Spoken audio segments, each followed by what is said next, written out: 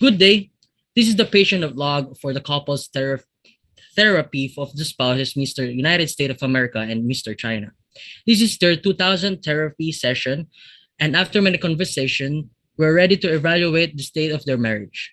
Accompanying me in this session are my team of fellow therapists who will discuss the different aspects of their relationship and how their trade deals have affected each other emotionally. Thank you for that, Dr. Pastrami. Since 2018, my husband and I have imposed various restrictive measures on trade flows between each other, of which increases in tariffs have been the most prominent. Tariff increases made by my husband on my imports forced me to raise tariffs on his imports. Although the trade conflict seemed to escalate in the fall of 2019 with my new tariff increases, at the end of 2019, we agreed on a truce to prevent further emotional damage to each other and canceling some of the announced tariff increases and rolling back on some of the earlier increases in tariffs.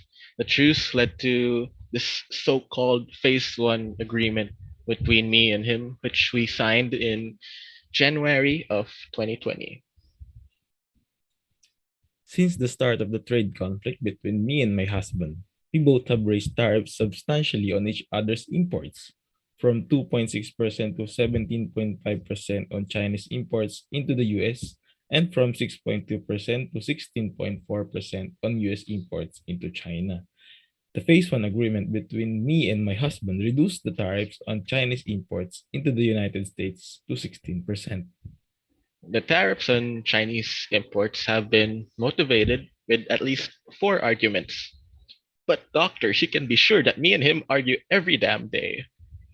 Number one of those arguments is to address bilateral trade imbalances.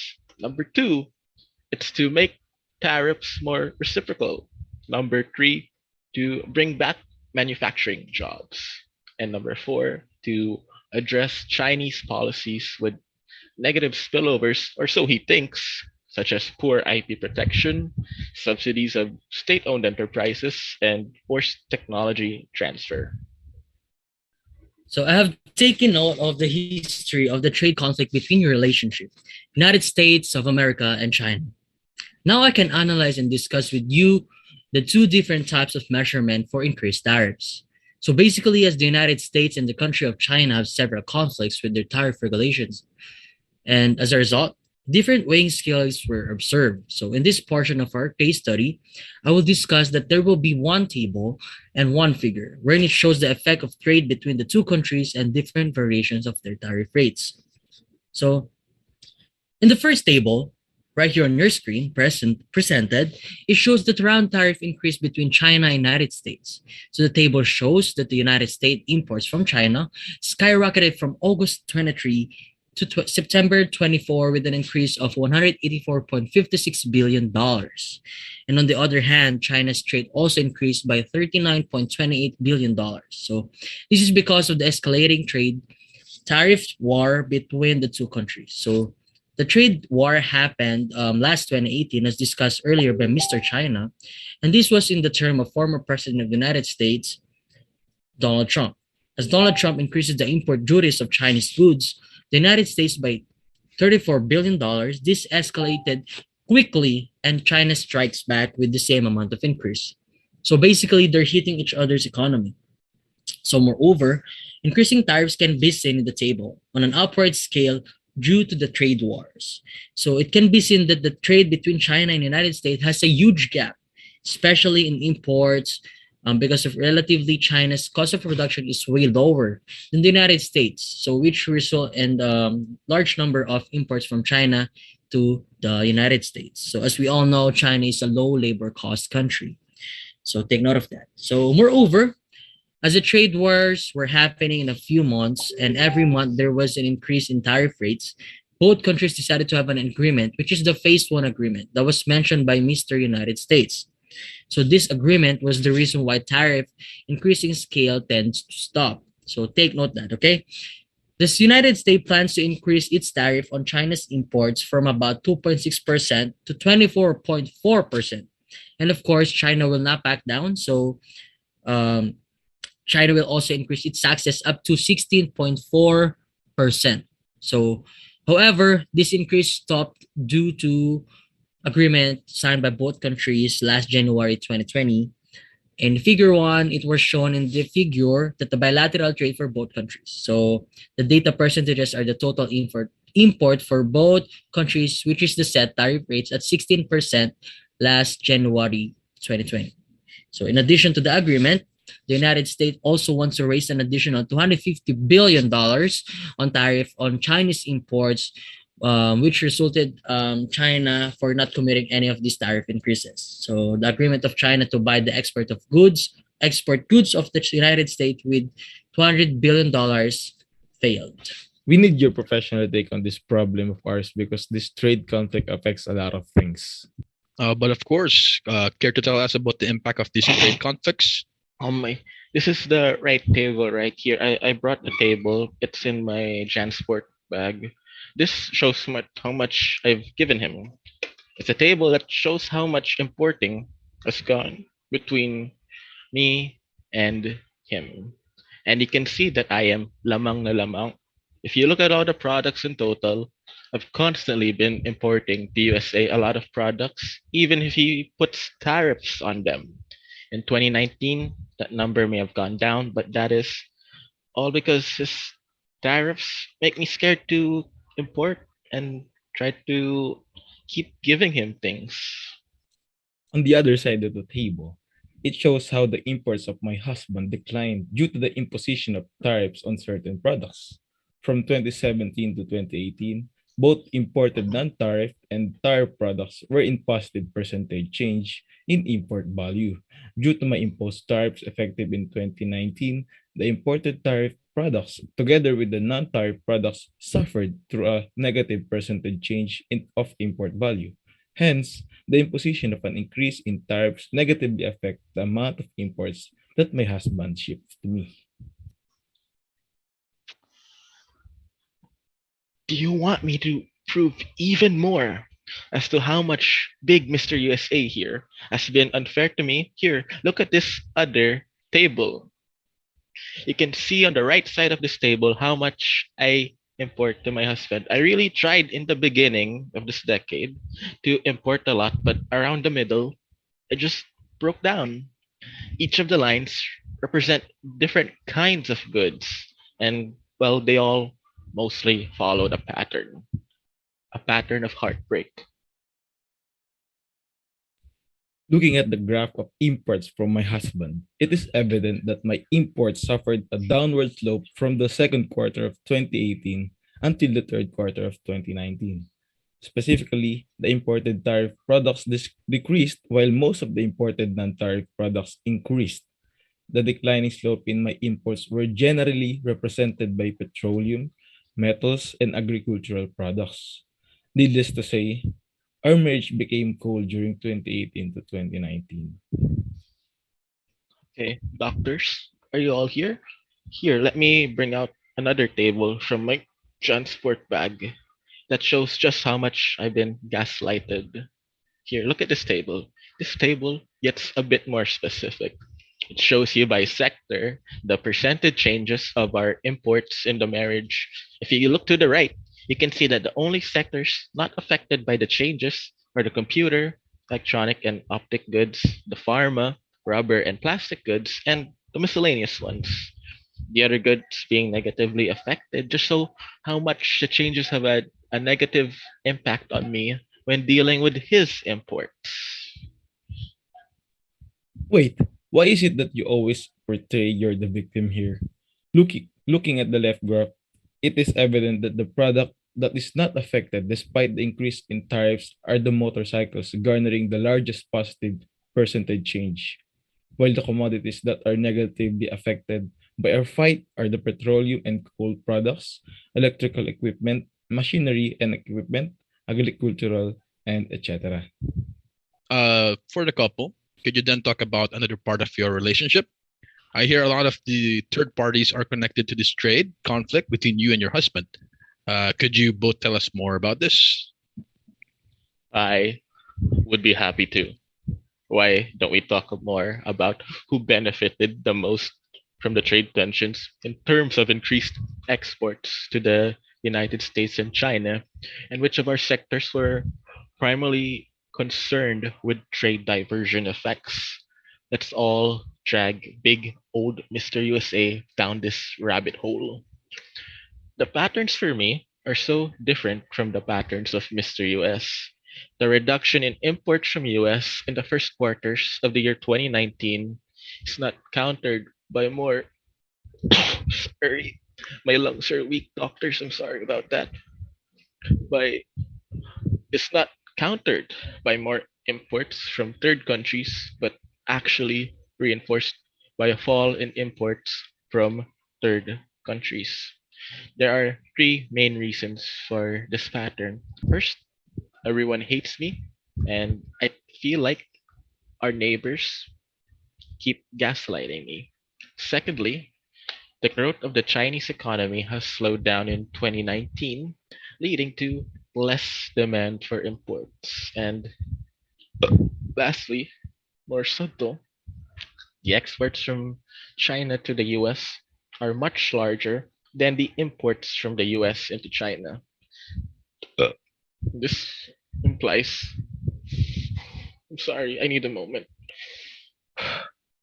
This implies for Chinese imports that third countries that the diversion of trade towards other sources is less important than the reduced demand of intermediates used for further processing to export to the US. Studying the sectoral and regional patterns of changes in Chinese imports leads to three other partially related insights. First, for East Asian economies, our neighbors, Vietnam, Taiwan, Korea, and especially that weeaboo Japan, are exporting substantially less to me, exporting more directly to him.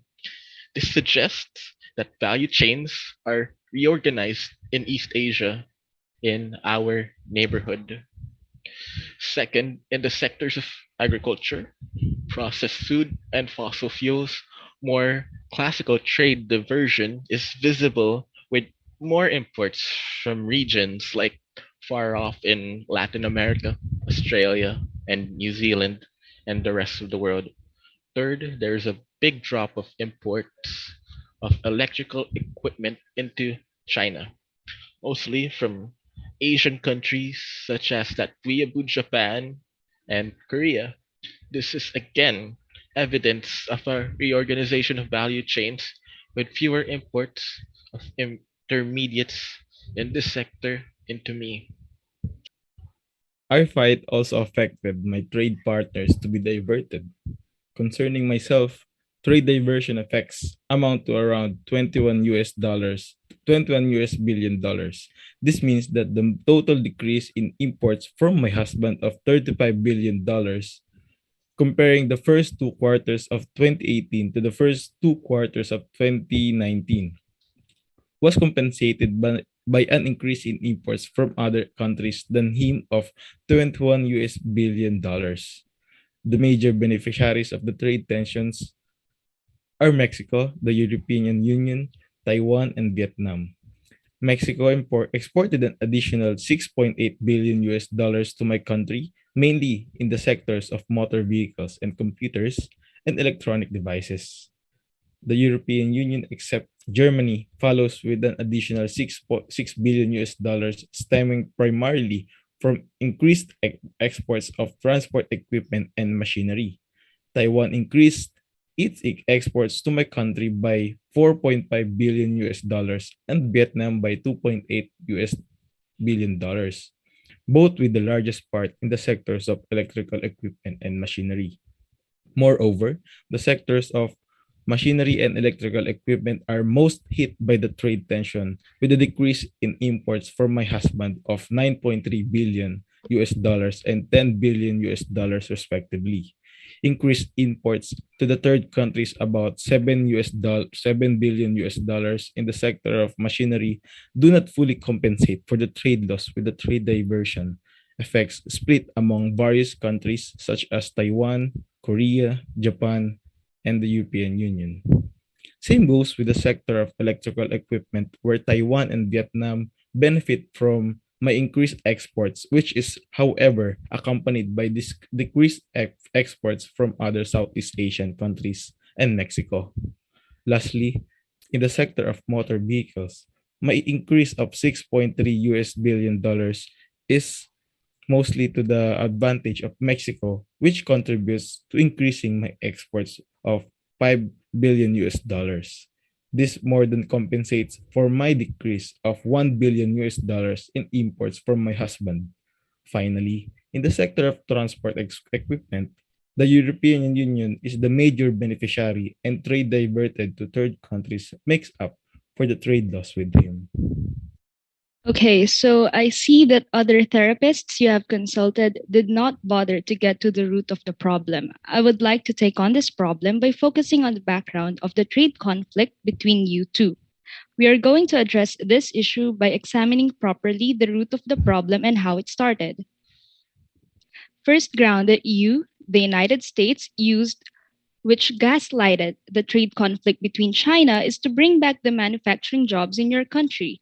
However, the government policy of increasing tariff rates on imports in the United States were not that effective in the 2010s decade.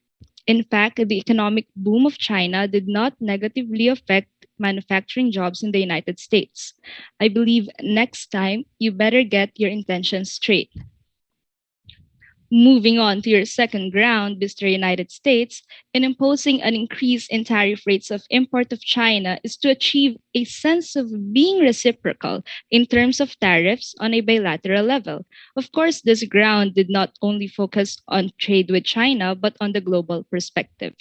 Implementing this kind of policy would be favorable for the most favored nation that will consequently raise the administrative burden of tariff policy. I hope you have weighed first how it will impact your trade partners by encountering higher requirements to deal with the latter. Aside from that, the third ground that you provided is the elimination of the bilateral trade deficit with China. Imposition of higher tariff rates on Mr. China's imports would lower the trade deficit of the United States. However, increasing tariff rates on imports would not significantly aid the trade deficit of the country, as it will let China to react from the policy through lowering the quantity of imports it will provide for your country, the United States.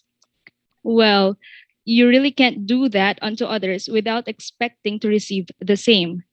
Lastly, the final ground that Mr. United States gave to China is it should have reforms in terms of the country's policies with adverse effects.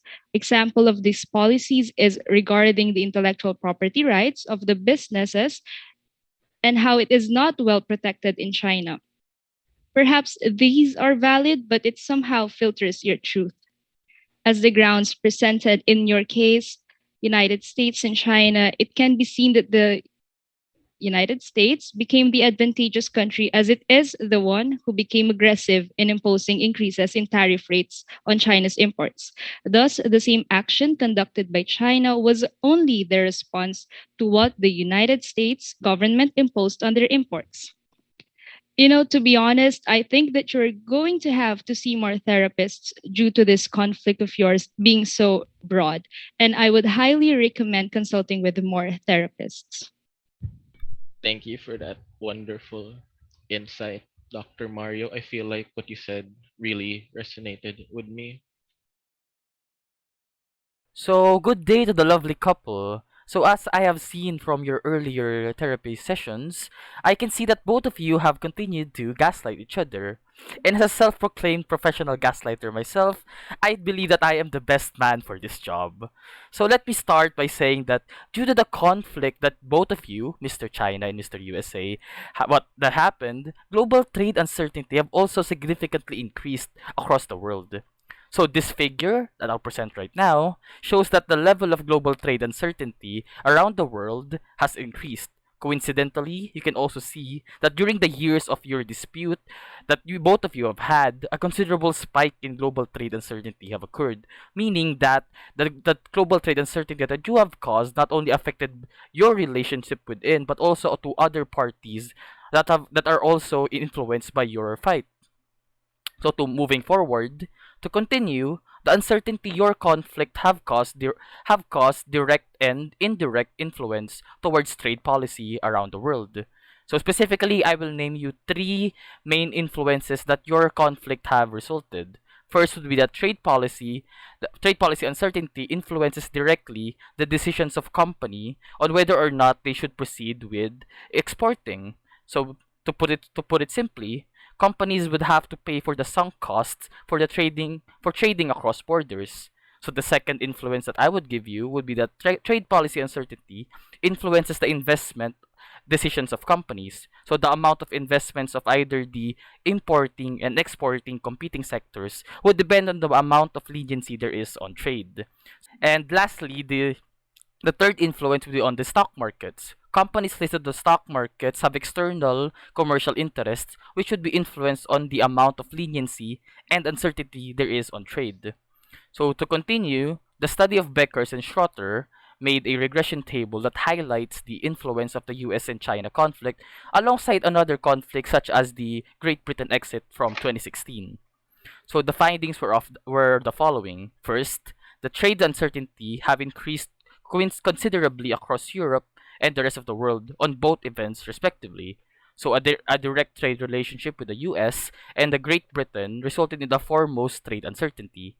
And lastly, that foreign value added on trade between the US and China have decreased the amount of trade uncertainty. So to conclude this therapy session, I would say that the US-China conflict, or both of your conflict within your relationship, have resulted in an increase in trade uncertainty across countries, regardless of their volume of trade with Mr. USA. And even more to countries who are dependent on exporting to Mr. USA right here. And lastly, I would say that an event where an increase in trade costs across all countries would be likely to occur as a result of your conflict. So that would be the end of my therapy session. Thank you, Dr. Mosquito, for that wonderful insight that you gave to us in order for us to be enlightened about how uncertain our relationship would be or how our relationship have gone to different uncertainties that lead to different partners outside of our circle. No problem, Mr. USA. So, to moving forward with our therapy session, I would like to call on a fellow colleague of mine. I believe he is also on par with mine on my gaslighting skills. So, I'd like to call on Mr. Cortez, who is also a very good therapist, if I may say so myself. Oh, okay. Thank you for that wonderful introduction, Mr. Mosquito.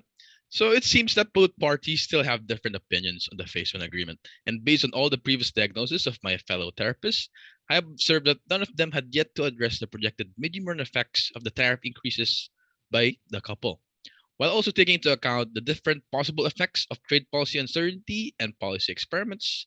So I would like now to proceed with the ex-ante analysis of our therapy session. As my dear assistant, may you take the floor? Yeah, thanks, Dr. Cortez. So we will be utilizing the World Trade Organization global trade model to simulate the medium run effects of the tariff increases by the two of you. The simulation in this case study makes use of the Melitz firm heterogeneity version of the model, which is a monopolistic competition, making it able to model a trade policy uncertainty. So we asked the World Trade Organization to conduct four policy experiments to identify the plausible economic impacts that may occur globally in the projection of medium run effects of the US China tariff conflict. So the first policy is the trade conflict. The first policy experiment will only constitute the actual tariff increases implemented prior to the enactment of Phase 1 agreement on tariffs between the United States and China, the two of you. Second is trade conflict with escalation. This policy experiment constitutes the US China tariff increases, excluding the Phase 1 agreement, but including the announced escalation made in September 2019, where Mr. US stated that additional tariffs would be imposed and increased from 25% to 30%. Moving on with the third policy is trade conflict with Phase 1 agreement. This policy experiment will include all tariff increases between the two of you since 2018, including the commitments made in Phase 1 agreement. Moving on to the last policy is we have the fourth trade conflict with effects of trade policy uncertainty. Tariff increases between the USA and China since 2018 minus the Phase 1 agreement, but with the inclusion of trade policy uncertainty. So back to you, Dr. Cortez. Oh, thank you for a wonderful introduction, Mr. Avila. So moving forward with the agreements that the couple has made, we will now be talking about the Phase 1 agreement that the couple has agreed on in 2020 that served as a truce for trade tension between them. The signed truce by the parties aided the successive increase in tariff rates on imports from both parties. This agreement was meant to strengthen the protection of intellectual property rights of the businesses of Mr. China, ease access to financial services, and policies regarding the restriction on currency value manipulation. So this agreement resulted in a number of agreements that took effect as it was signed by both parties. The first is that extra tariffs requested of Mr. US from Mr. China's imports are to be reduced by 15% to 7.5%. Furthermore, there were other plans by Mr. US to increase the tariffs on Mr. China's imports that were cancelled, such as their announcement of additional tariffs on 160 billion USD worth of imports from China, but were supposed to be implemented on December 15, 2019. Lastly, Mr. China was managed to have an average increase of 100 billion USD every year since 2017 as it increased its imports with different goods and services it provided to the US. But analyzing this truce between the couple, Mr. China and Mr. United States, we were able to evaluate which couple benefits more than the other. Examining the truce, the agreement evidently, according to the study, Mr. US is the one who demanded an additional 200 billion USD that Mr. China should purchase with which put pressure on Mr. China to acquire large amount of imports from Mr. US. However, there are also positive effects in this agreement for Mr. China, not all negatives, which are the lowering of import high tariff rates on their imports and the cancellation of the user's tariff rate, specifically the one my assistant mentioned, the 25 to 30% were not implemented. So, my dear assistant, may you continue on? Thanks, Dr. Cortez again. So I will pitch. So me and Dr. Cortez will proceed to study the impact of reduced trade policy uncertainty for Mr. China in exporting to Mr. US after Mr. China has become a member of the World Trade Organization. We have two scenarios for expected further tariff increase. First, we have the low and concentrated TPU, and under this scenario, uncertainty would be limited to tariffs between the US and its trading partners. In particular, tariffs between the two of you would be expected to increase to 40%. Tariffs on car would increase to 25% between Mr. US and all his trading partners, and tariffs on other goods would increase to 10% between Mr. US and his trading partners. The second one is we have high and spread TPU. Under this scenario, uncertainty would be extended to tariffs between all the countries, although it would still be higher for trade between Mr. US and his trading partners. In particular, tariffs would increase to 60% for trade between the two of you, to 25% for trade between Mr. US and other trading partners, and to 10% for all other international trade. And then I'm going to proceed to talk about the fixed cost analysis. So, to project the effects of rising trade policy uncertainty in the current trade tensions, three inputs are required. First is the probability that tariff increase further. Second is that the level of tariffs, if they would further increase. Third is the economic cost of uncertainty about further rising tariffs. So I will present to you the table 4. So in your screen we have table 4 which shows the average increase in fixed export cost. It is seen that the average global trade cost relatively increases between 1.5% and 3.1%. In the US, the average increase in trade is 6.1 and 13.8%. So back to you, Dr. Cortez. Okay, so thank you for that. So for the couple, I would like to discuss the different impacts, or specifically the different macroeconomic impacts that the agreements have on you guys. So, such as changes in real GDP, real exports, and real income. So when it comes to the changes in the real GDP, presented in the screen are the gathered data and simulations made by the World Trade Organization that show the varying difference in the percent change in the real GDP under different scenarios, namely the 4 policy experiments. So figure 7 displays the projected medium-term percentage changes in the real GDP by the year 2023. The findings from the United States, China, and the rest of the world were differed, although only by a very small margin. Although the difference showed only a small margin among the four simulations, the US would be better off with a phase one agreement where they would only lose 0.08%.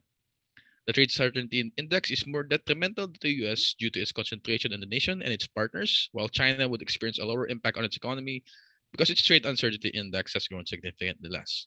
So moving forward, the changes in real exports, it showed a similar trend actually, with the changes in the real GDP.